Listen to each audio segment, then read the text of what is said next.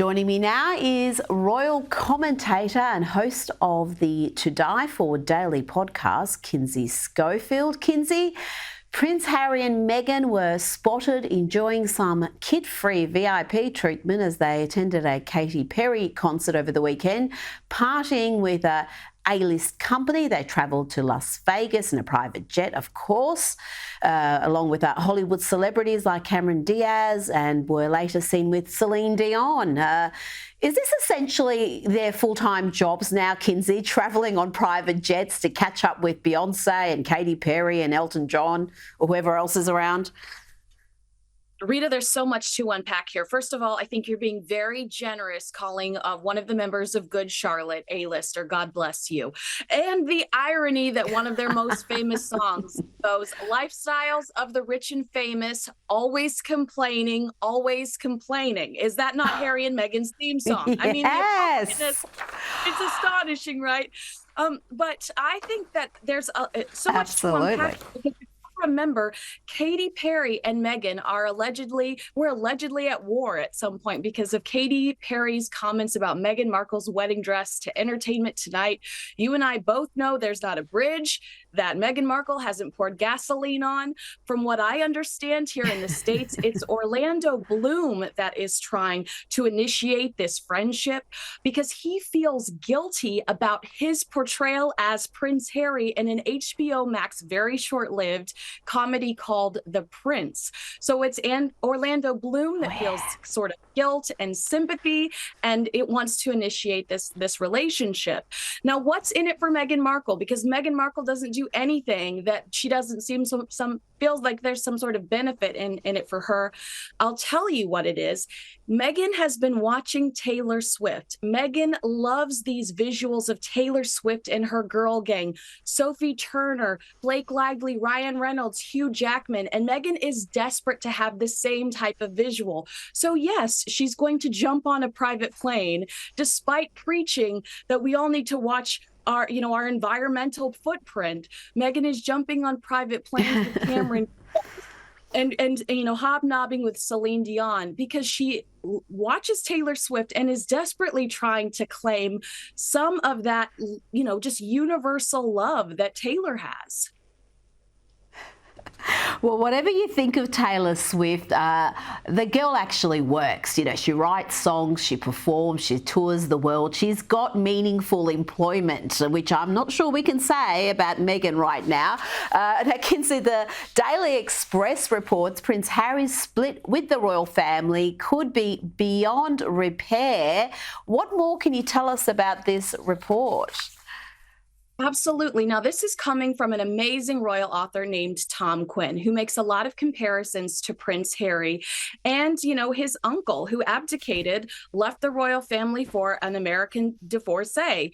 What I found out over the weekend, I was at a polo event with the Wales polo team. So a lot of people watching, a lot of people there that are personal friends with the royal family said the exact same thing, that they are so shocked by Harry's betrayal, that they have no idea what he's capable of at this point in time because they can't believe what they've witnessed so far, and that there really is no room for reconciliation. And that is what they were telling me over the weekend. So, I believe Tom Quinn in this instance that maybe Harry has gone too far.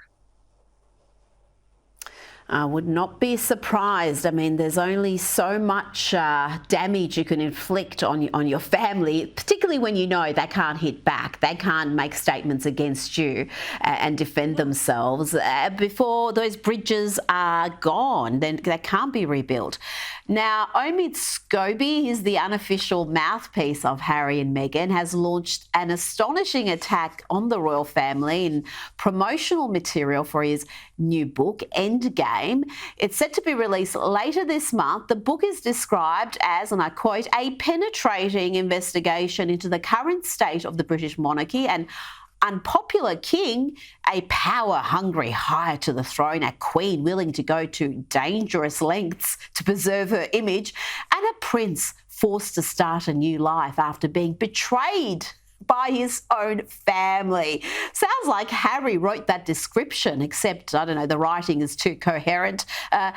This sounds astonishing. Scobie claims he's interviewed members of the royal family for this book. Would anyone other than Harry and Meghan talk to this character? Well, first of all, Rita, I think you'll agree with me that Omid Scobbys and penetrating should never be in the same sentence together. I'm personally offended, and I don't know who I need to report to. But yeah, I think if he can claim that he talked to any member of the royal family, it would be Prince Harry or Meghan Markle. No one else. This guy's credibility is in the gutter. I don't know of anybody that would. He's no investigative journalist. Correct. And just this idea that William is a power-hungry heir, you have studied the royal family for a very long time, too. We've heard that William is the reluctant heir to the throne. He didn't want to be king. He's been criticized for years upon years about how he's not contributed enough to the monarchy and isn't working enough as a member of the royal family. You're telling me that this guy is a tyrant? Nice try. Absolutely. And talking about fantasy novels, Meghan is reportedly ready to tell her story in print. Why should Harry and Scobie have all the fun? According to royal biographer Tom Bower, Meghan's upcoming memoir will undoubtedly settle some scores from her point of view. Oh no, Kinsey, don't tell me there's another book. I don't know if I can deal with just the audio book. And I'm still scarred by Harry and the 1,000 references to his todger. I can't pass an Elizabeth Arden stand without cringing a little. There's a little piece of me that dies inside every time I pass a mall kiosk. I love Tom Bower, but Rita, I have to disagree with him on this. Meghan does not have a happy ending yet. Meghan does not have that happily ever after. If you think about Britney Spears' book, Britney discusses the conservatorship, and the climax of that book is, I escaped, I got away, I found happiness on the other side of this very traumatic experience. Meghan is made fun of on Family Guy and on South Park. Meghan, what does she do? She goes to concerts. She changes her phone number after she meets her dream guy, and neither one of them talk to their families.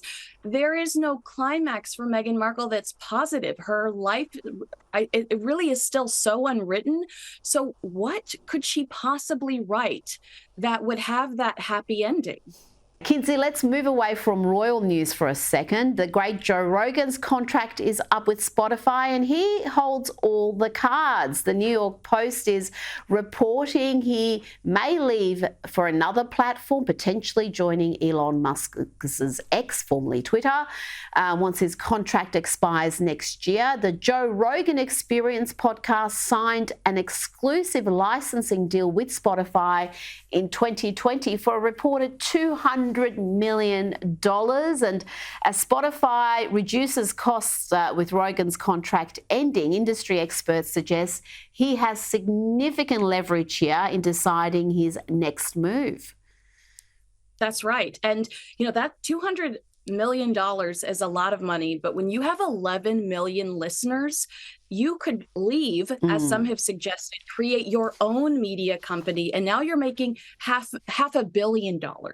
So there's so much potential for him. He does hold all of the cards. We hear that Audible/Amazon, they're going to fight for him. Elon Musk absolutely loves him in the same category he loves Tucker Carlson. So Elon will likely make a bid for him as well. I'm curious to see what he does, because really there's no reason for him to stay at Spotify. He could be his own boss. He could run his own show and, make billions of dollars versus millions. Well, it's extraordinary because he is almost uncancelable. They've tried to cancel him so many times, particularly during COVID, and he just gets him more listeners. The audience grows every time they try to cancel him because people see through the gaslighting and the fake news. And you're right, Elon Musk does seem to have a soft spot for him. He was on his podcast just recently. Kinsey Schofield, thank you so much for your time today. Thank you.